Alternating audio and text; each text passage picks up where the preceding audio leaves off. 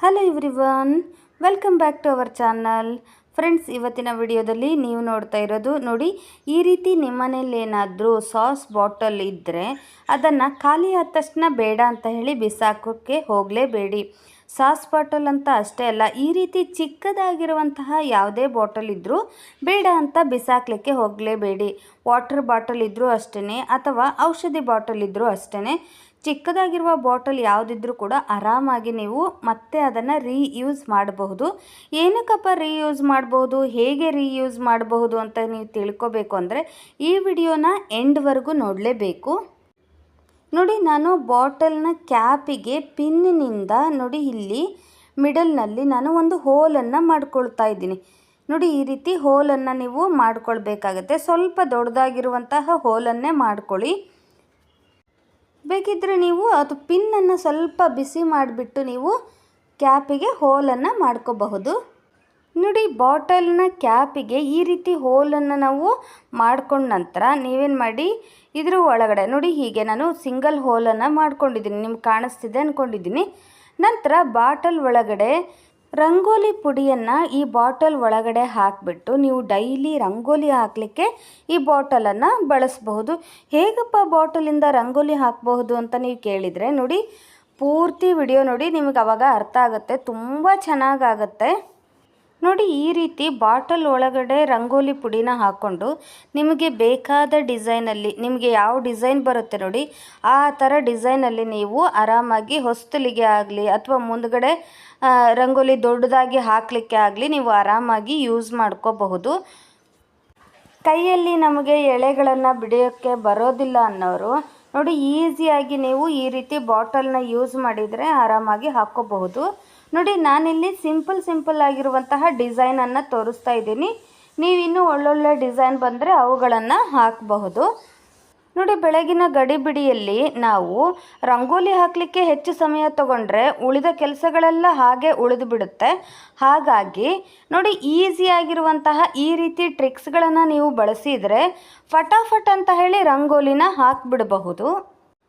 ಅದರಲ್ಲೂ ಹಬ್ಬ ಹರಿದಿನಗಳಲ್ಲಂತೂ ಟೈಮ್ ಇರೋದೇ ಕಮ್ಮಿ ಇರುತ್ತೆ. ಅಡುಗೆ ಮಾಡೋದಿರುತ್ತೆ, ಪೂಜೆ ಮಾಡೋದಿರುತ್ತೆ, ಮಕ್ಕಳನ್ನ ರೆಡಿ ಮಾಡೋದಿರುತ್ತೆ. ಸೊ ಹಾಗಾಗಿ ನೀವೇನು ಮಾಡಬೇಕು, ಈಸಿಯಾಗಿ ಫಟಾಫಟ್ ಅಂತ ಹೇಳಿ ರಂಗೋಲಿನ ಈ ರೀತಿ ಬಾಟಲ್ ಆಗಲಿ ಅಥವಾ ನೀವು ರಟ್ಟಿನ ಪೀಸ್ಗಳನ್ನಾಗಲಿ ಬಳಸ್ಕೊಂಡ್ಬಿಟ್ಟು ನೀವು ರಂಗೋಲಿ ಹಾಕಿದರೆ ತುಂಬ ಚೆನ್ನಾಗಿ ರಂಗೋಲಿನ ಹಾಕಬಹುದು. ಮಕ್ಕಳಿಗೂ ಕೂಡ ನೀವು ರಂಗೋಲಿ ಹಾಕಲಿಕ್ಕೆ ಈ ರೀತಿ ಮಾಡಿಕೊಟ್ಬಿಟ್ರೆ ಅವರು ಕೂಡ ರಂಗೋಲಿ ಆರಾಮಾಗಿ ಕಲ್ತು ಬಿಡ್ತಾರೆ ಹಾಕಲಿಕ್ಕೆ.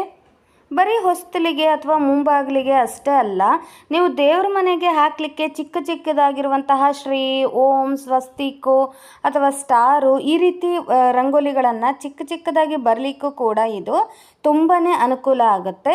ನೋಡಿ, ನಾನಿಲ್ಲಿ ಅಷ್ಟದಳ ಪದ್ಮ ರಂಗೋಲಿನ ನಿಮಗೆ ಬರೆದುಬಿಟ್ಟು ತೋರಿಸ್ತಾ ಇದ್ದೀನಿ. ನೋಡಿ, ಇಷ್ಟು ಚಿಕ್ಕದಾಗಿ ಕೂಡ ನೀವು ಆರಾಮಾಗಿ ನೋಡಿ ಎಷ್ಟು ಈಸಿಯಾಗಿ ನೀವು ಹಾಕಬಹುದು ಅಂತ ಹೇಳಿ. ಚಿಕ್ಕ ಮಕ್ಕಳ ಕೈಯಲ್ಲೂ ಕೂಡ ನೀವು ಕೊಟ್ಬಿಟ್ರೆ ಅವರು ಕೂಡ ಆರಾಮಾಗಿ ಇದನ್ನು ಹಾಕಿಬಿಡ್ತಾರೆ, ಅಷ್ಟು ಈಸಿ ಆಗುತ್ತೆ ನಿಮಗೆ. ನೋಡಿ, ಈಗ ನಾನು ಓಂ, ಸ್ವಸ್ತಿಕ್ ಹಾಗೆ ಶ್ರೀನ ಬರೆದುಬಿಟ್ಟು ಕೂಡ ನಿಮಗೆ ತೋರಿಸ್ತೀನಿ.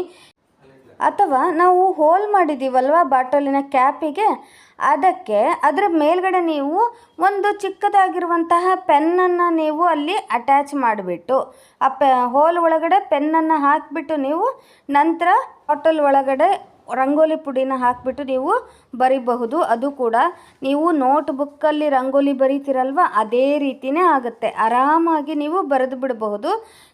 ನೋಡಿ, ನಾನಿಲ್ಲಿ ಬಾಟಲ್ಗೆ ಒಂದು ಹೋಲನ್ನು ಮಾಡಿಬಿಟ್ಟು ಬಳಸ್ತಾ ಇದ್ದೀನಿ. ನೀವೆಲ್ಲ ಯಾವ ರೀತಿ ಬಳಸ್ತಾ ಇದ್ದೀರಾ ರಂಗೋಲಿ ಹಾಕಲಿಕ್ಕೆ, ನೀವೆಲ್ಲ ಯಾವ ಟೆಕ್ನಿಕನ್ನು ಬಳಸ್ತಾ ಇದ್ದೀರಾ ಅಂತ ಹೇಳಿ ನನಗೂ ಕೂಡ ಕಮೆಂಟ್ ಮಾಡಿ ತಿಳಿಸಿ, ನಾನು ಕೂಡ ತಿಳ್ಕೊಂಡ ಹಾಗೆ ಆಗುತ್ತೆ.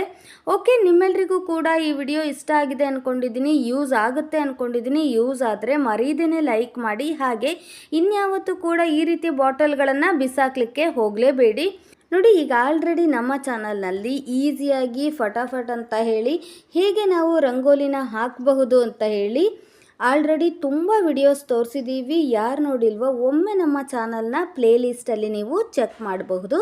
ಒಂದು ಎಕ್ಸೋ ಬಾಕ್ಸಿನ ಕ್ಯಾಪ್ ಆಗಲಿ ಅಥವಾ ನೀರಿನ ಲೋಟ ಆಗಲಿ ಅಥವಾ ಸ್ವಲ್ಪ ಕಾರ್ಡ್ಬೋರ್ಡ್ ಶೀಟ್ ಆಗಲಿ ಈ ರೀತಿ ಇದ್ಬಿಟ್ರೆ ಸಾಕು, ತುಂಬ ಚೆನ್ನಾಗಿರುವಂತಹ ರಂಗೋಲಿನ ನೀವು ಆರಾಮಾಗಿ ಫಟಾಫಟ್ ಅಂತ ಹಾಕಿಬಿಡ್ಬೋದು. ನೋಡಿ, ಹಬ್ಬ ಹರಿದಿನಗಳಲ್ಲಿ ರಂಗೋಲಿ ಹಾಕಲಿಕ್ಕೆ ತುಂಬಾ ಕಷ್ಟಪಡಬೇಕಲ್ವಾ, ಅಂಥ ಟೈಮಲ್ಲಿ ನಾನೀಗ ತಿಳಿಸ್ಕೊಡ್ತಿರೋ ಟಿಪ್ಸು ನಿಮಗೆ ಅನುಕೂಲ ಆಗುತ್ತೆ. ನೋಡಿ, ನಾನಿಲ್ಲಿ ಕೇಕ್ ಮೇಲ್ಗಡೆ ಇರುವಂತಹ ಈ ರೀತಿ ಬಾಕ್ಸನ್ನು ತೊಗೊಂಡಿದ್ದೀನಿ. ಈ ಬಾಕ್ಸಿಗೆ ನೋಡಿ ಹ್ಯಾಂಡಲ್ ಥರ ಈ ರೀತಿ ಇತ್ತು, ಅದನ್ನು ನಾನು ಕಟ್ ಮಾಡಿಟ್ಕೊಂಡಿದ್ದೀನಿ. ಇದನ್ನು ಬಿಸಾಕಿಲ್ಲ. ನಂತರ ಇಲ್ಲಿ ನಾನು ಒಂದು ಲೀಫ್ ಥರ ಡಿಸೈನ್ ಮಾಡ್ಕೊಳ್ತಾ ಇದ್ದೀನಿ. ಆ ಡಿಸೈನಿಗೆ ತಕ್ಕಂತೆ ನಾನು ಅದನ್ನು ಕಟ್ ಮಾಡಿಟ್ಕೊಳ್ತೀನಿ. ಅದೇ ಶೇಪಲ್ಲಿ ನಾನೀಗ ಅದನ್ನು ಕಟ್ ಮಾಡಿಟ್ಕೊಳ್ತೀನಿ. ನಿಮಗೆ ಯಾವ ಶೇಪಲ್ಲಿ ಬೇಕು ನೋಡಿ ಆ ಶೇಪಲ್ಲಿ ನೀವು ಡ್ರಾ ಮಾಡ್ಕೊಂಡ್ಬಿಟ್ಟು ಅದನ್ನು ಕಟ್ ಮಾಡಿಟ್ಕೊಳ್ಳಿ. ನಂತರ ಅದೇನಕ್ಕೆ ಯೂಸ್ ಮಾಡಬೇಕು ಅನ್ನೋದನ್ನು ತಿಳಿಸ್ಕೊಡ್ತೀನಿ ನಾನು. ನೋಡಿ, ಹ್ಯಾಂಡಲಿನ ಹಾಫ್ ಸರ್ಕಲ್ ಇತ್ತಲ್ಲ ಅದನ್ನು, ಹಾಗೆ ಲೀಫ್ ಥರ ಡಿಸೈನಲ್ಲಿ ನಾನು ಬರ್ಕೊಂಡಿದ್ನಲ್ವ ಅದನ್ನು ಎರಡೂ ಕೂಡ ನಾನೀಗ ಕಟ್ ಮಾಡಿ ಈ ರೀತಿ ಇಟ್ಕೊಂಡಿದ್ದೀನಿ. ನಂತರ ನೋಡಿ, ಈ ಎಕ್ಸೋ ಡಬ್ಬಿಯ ಕ್ಯಾಪ್ ಏನಕ್ಕಪ್ಪ ಬೇಕು ಅಂತ ಹೇಳಿ ನೀವು ಕೇಳೋದಾದರೆ, ನೋಡಿ ನಾವು ಕೈಯಲ್ಲಿನೇ ಹಾಗೆ ಸರ್ಕಲ್ ಹೀಗೆ ಹಾಕೋಕ್ಕೋದ್ರೆ ನೀಟಾಗಿ ಬರೋದೇ ಇಲ್ಲ, ನೀಟಾಗಿ ಅದು ಸರ್ಕಲ್ ಶೇಪಲ್ಲಿ ಬರೋದೇ ಇಲ್ಲ. ಅದೇ ನೀವು ಈ ರೀತಿ ಕ್ಯಾಪನ್ನು ಉಪಯೋಗಿಸ್ಬಿಟ್ಟು ನೀವು ಸರ್ಕಲನ್ನು ಶೇಪ್ ನೀಟಾಗಿ ಬರೀಬಹುದು. ಹೇಗೆ ಅಂತ ಹೇಳಿ ನಾನು ತಿಳಿಸ್ಕೊಡ್ತಾ ಇದ್ದೀನಿ. ನೋಡಿ, ಫಸ್ಟ್ ನೀವು ಅದನ್ನು ಇಟ್ಬಿಡಿ, ಆ ಕ್ಯಾಪನ್ನು ಇಟ್ಬಿಡಿ. ನಿಮಗೆ ಯಾವ ಸೈಜಲ್ಲಿ ಬೇಕು ನೋಡಿ ಆ ಸೈಜಲ್ಲಿ ನೀವು ಈ ರೀತಿ ಕ್ಯಾಪ್ಗಳನ್ನು ತಗೊಳ್ಬಹುದು.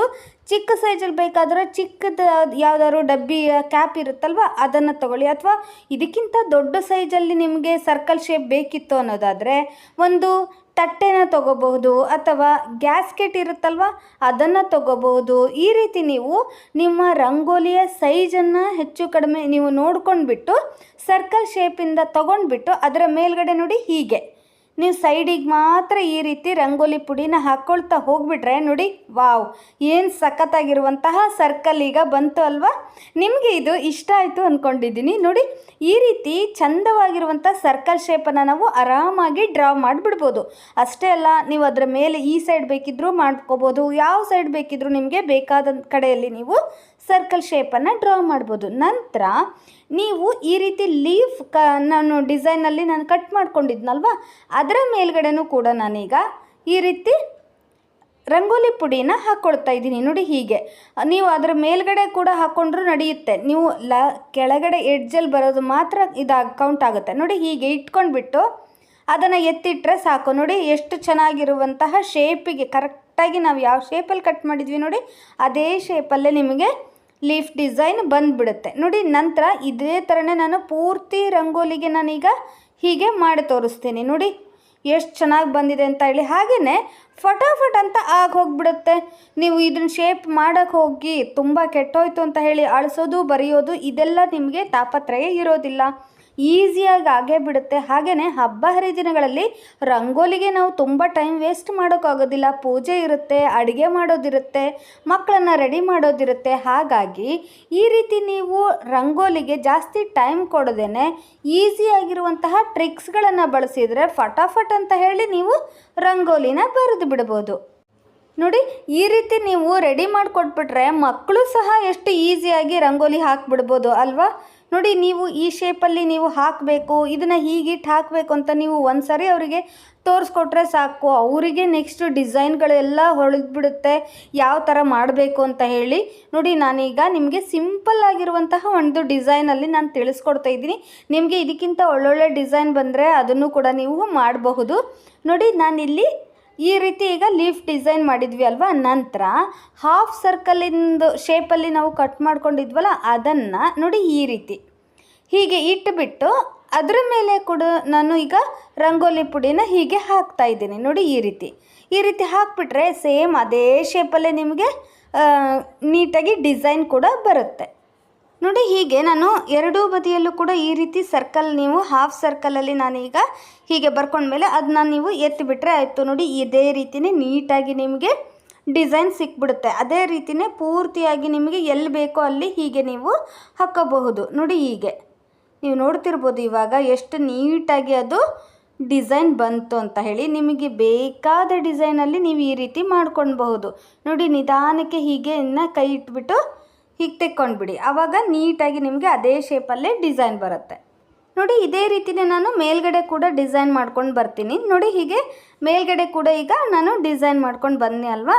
ಈಗ ಮಿಡಲ್ನಲ್ಲಿ ಇನ್ನೊಂದು ಸರ್ಕಲ್ ಬೇಕು ಅನ್ನೋದಕ್ಕೆ ನಾನಿಲ್ಲಿ ನೋಡಿ ಅದಕ್ಕಿಂತ ಚಿಕ್ಕದಾಗಿರುವಂಥ ಒಂದು ಗ್ಲಾಸನ್ನು ತೊಗೊಂಡಿದ್ದೀನಿ. ಅದರ ಮೇಲ್ಗಡೆ ಕೂಡ ನಾನೀಗ ಈ ರೀತಿ ನೋಡಿ ಹೀಗೆ ಸರ್ಕಲಲ್ಲಿ ನೋಡಿ ಎಡ್ಜಿಗೆ ಮಾತ್ರ ಹೀಗೆ ಪುಡಿನ ನೀವು ಉದುರಿಸ್ಬಿಟ್ರೆ ಆಯಿತು, ನೀಟಾಗಿ ಸರ್ಕಲ್ ಬಂದುಬಿಡುತ್ತೆ. ನೀವು ಇದನ್ನೇ ತೊಗೋಬೇಕು ಅಂತೇನಿಲ್ಲ. ಫಸ್ಟಿಗೆ ಬೇಕಾದರೂ ನೀವು ಈ ರೀತಿ ಸರ್ಕಲ್ ಶೇಪನ್ನು ನೀವು 2 ಥರದ್ರಲ್ಲಿ ನೀವು ಡ್ರಾ ಮಾಡ್ಕೊಂಡ್ಬಿಡಬಹುದು. ಅಥವಾ ನೀವು ಒಂದು ಕಾರ್ಡ್ಬೋರ್ಡಲ್ಲೂ ಕೂಡ ನೀವು ಸರ್ಕಲ್ ಶೇಪಲ್ಲಿ ಡ್ರಾ ಮಾಡಿ ಅದನ್ನು ಕಟ್ ಮಾಡಿಬಿಟ್ಟು ನೀವು ಕೂಡ ಬಳಸ್ಬೋದು. ಹಾಗೆಯೇ ಎಕ್ಸ್ಟ್ರಾ ಬಂದಿರುವಂತಹ ಈ ರಂಗೋಲಿ ಪುಡಿಯನ್ನು ನೀವು ಹೀಗೆ ಕೈಯಿಂದ ನೀಟಾಗಿ ಹಿಂಗೆ ತೆಗೆದುಬಿಟ್ರೆ ತುಂಬ ಚೆನ್ನಾಗಿ ಕಾಣಿಸುತ್ತೆ. ನೋಡಿ ಈ ರೀತಿ ಆಯ್ತಲ್ವ. ಮಿಡಲ್ನಲ್ಲಿ ಇನ್ನೊಂದು ಚಿಕ್ಕ ಸರ್ಕಲ್ ಬೇಕು ಅಂದರೆ ಈ ಗ್ಲಾಸನ್ನು ಉಲ್ಟಾ ಮಾಡಿಟ್ಬಿಡಿ. ಹೀಗೆ ನೋಡಿ ಈ ರೀತಿ ಈ ಸೀದಾ ಇಟ್ಬಿಟ್ರೆ ನಿಮಗೇನಾಗುತ್ತೆ, ಮತ್ತೊಂದು ಚಿಕ್ಕದಾಗಿರುವಂಥ ಸರ್ಕಲ್ ಬಂದುಬಿಡುತ್ತೆ. ಅಲ್ಲೂ ಕೂಡ ನೀವು ಡ್ರಾ ಮಾಡ್ಕೋಬಹುದು. ನಾನೇನೀಗ ಆ ಥರ ಮಾಡ್ತಾ ಇಲ್ಲ. ನಂತರ ಮತ್ತೇನಪ್ಪ ಮಾಡಬಹುದು ಅನ್ನೋದಕ್ಕೆ ನಾನು ತಿಳಿಸ್ಕೊಡ್ತಾ ಇದ್ದೀನಿ. ನೋಡಿ ನಂತರದಲ್ಲಿ ಈ ಚಿಕ್ಕ ಮಕ್ಕಳ ಆಟದ ಸಾಮಾನು ಇರುತ್ತಲ್ವ. ನೋಡಿ ನಮ್ಮ ಮನೆಯಲ್ಲಿ ನನ್ನ ಮಗಳ ಆಟ ಸಾಮಾನು ಈ ರೀತಿ ಇತ್ತು. ನೋಡಿ ಈ ರೀತಿ ಇರೋದನ್ನು ನನಗೆ ಹಾಗೆ ಬಿಸಾಕೋಕ್ಕಾಗಲ್ಲ. ಕೆಲವೊಂದು ಸರಿ ತುಂಬ ಆಟ ಸಾಮಾನು ಅದಾವಾಗ ಹಳೇದಾಯಿತು ಅಂತ ಹೇಳಿ ಕೆಲವೊಂದನ್ನೆಲ್ಲ ಬಿಸಾಕ್ಬಿಡ್ತೀವಿ ಅಲ್ವಾ. ಮತ್ತು ಏನಾದರೂ ರೀಯೂಸ್ ಮಾಡ್ಬೋದು. ನೋಡಿ ಇದನ್ನು ಪಾಟ್ ಥರ ಕೂಡ ನೀವು ಯೂಸ್ ಮಾಡ್ಬೋದು. ಮನಿ ಪ್ಲ್ಯಾಂಟ್ ಹಾಕಿಬಿಟ್ಟು ಒಳಗಡೆ ನೀವು ಬೆಳೆಸಲಿಕ್ಕೆ ಕೂಡ ನೀವು ಯೂಸ್ ಮಾಡ್ಬೋದು. ಅದರಲ್ಲಿ ಮಣ್ಣೆಲ್ಲ ಹಾಕಿಬಿಟ್ಟು ಚಿಕ್ಕ ಚಿಕ್ಕ ಗಿಡನ ಕೂಡ ನೀವು ನೆಡಬಹುದು. ನಾನಿಲ್ಲಿ ಅದರಿಂದ ನೋಡಿ ರಂಗೋಲಿನ ಹಾಕಲಿಕ್ಕೆ ಅಂತ ಹೇಳಿ ಬಳಸ್ತಾ ಇದ್ದೀನಿ. ನೋಡಿ ಈ ರೀತಿ ಆಟದ ಸಾಮಾನು ಇತ್ತಲ್ಲ, ಕೆಳಗಡೆ 2 ತೂತು ಇರೋದಿತ್ತು. ನೀವು ಬೇಕಿದ್ದರೆ ಒಂದು ವಾಟರ್ ಬಾಟಲಿಗೆ 2 ತೂತನ್ನು ಮಾಡ್ಕೊಂಡ್ಬಿಟ್ಟು ಅದಕ್ಕೆ ನೀವು ರಂಗೋಲಿ ಪುಡಿನ ಹಾಕಿಬಿಟ್ಟು ಬಳಸಬಹುದು. ನಾನು ಹೇಗೂ ಇತ್ತಲ್ಲ ಅಂತ ಹೇಳಿ ಈ ಬಾಕ್ಸನ್ನು ತೊಗೊಂಡ್ಬಿಟ್ಟು ನಾನಿಲ್ಲಿ ಬಳಸ್ತಾ ಇದ್ದೀನಿ. ಇವಾಗ ನೋಡಿ ಈ ರೀತಿ ನೀವು ಡಿಸೈನನ್ನು ಹಾಕೋಬಹುದು. ನಿಮಗೆ ಯಾವ ರೀತಿ ಬರುತ್ತೆ ನೋಡಿ ಆ ರೀತಿ ಡಿಸೈನಲ್ಲಿ ನೀವು ಹಾಕೋಬಹುದು. ನಾನು ನಿಮ್ಗೆ ಗೊತ್ತಾಗಲಿ ಅಂತ ಹೇಳಿ ಸುಮ್ಮನೆ ತೋರಿಸ್ತಾ ಇದ್ದೀನಿ. ನಿಮಗೆ ಆ ಡಿಸೈನ್ ಇನ್ನೂ ಒಳ್ಳೊಳ್ಳೆ ಡಿಸೈನ್ ಬಂದರೆ ಆ ರೀತಿ ಡಿಸೈನಲ್ಲಿ ನೀವು ಹಾಕ್ಕೊಳ್ಬಹುದು. ನೀವು ವಾಟರ್ ಬಾಟಲಿಗೆ ತೂತು ಮಾಡ್ಕೊಂಡ್ಬಿಟ್ಟು ಹಾಕಿದರೆ ಇನ್ನೂ ಕೂಡ ತುಂಬ ಚೆನ್ನಾಗಿ ಬರುತ್ತೆ. ಓಕೆ, ಹೇಗೆ ನೀವು ಹಾಕ್ಬೋದು ಅಂತ ಹೇಳಿ ತಿಳ್ಕೊಂಡ್ರಿ ಅಲ್ವಾ. ವಿಡಿಯೋ ಇಷ್ಟ ಆದರೆ ಲೈಕ್ ಮಾಡಿ, ಹಾಗೆ ನಿಮ್ಮ ಫ್ರೆಂಡ್ಸ್ ಆ್ಯಂಡ್ ಫ್ಯಾಮಿಲಿಗೂ ಕೂಡ ಶೇರ್ ಮಾಡಿ. ಸಿಗೋಣ ಮತ್ತೊಂದು ಇಂಟ್ರೆಸ್ಟಿಂಗ್ ಹಾಗೆಯೇ ಯೂಸ್ಫುಲ್ ವಿಡಿಯೋ ಒಂದಿಗೆ. ವಿಡಿಯೋ ನೋಡಿದ್ದಕ್ಕಾಗಿ ಧನ್ಯವಾದಗಳು.